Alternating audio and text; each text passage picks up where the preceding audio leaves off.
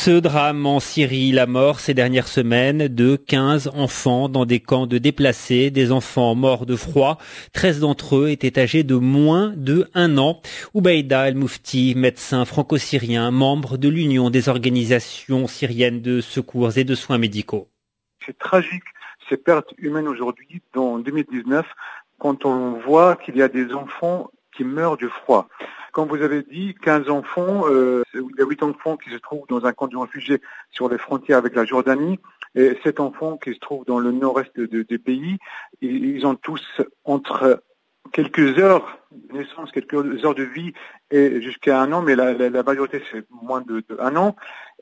Et aujourd'hui, ces enfants, malheureusement, ils ont perdu leur vie parce que ils avaient absolument aucun accès à des soins médicaux ou surtout aussi à des complications qui sont dues au froid.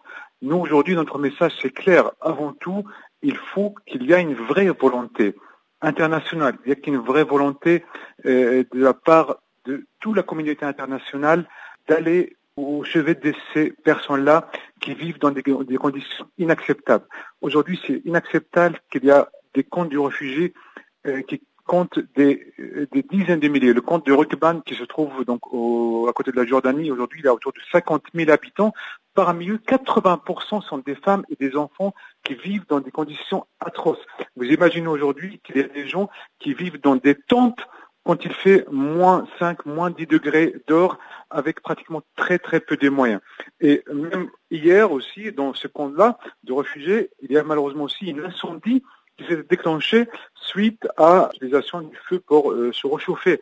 Donc il y a toutes les complications qui peuvent arriver avec un manque de soins et un manque d'accès au minimum de choses pour vivre correctement.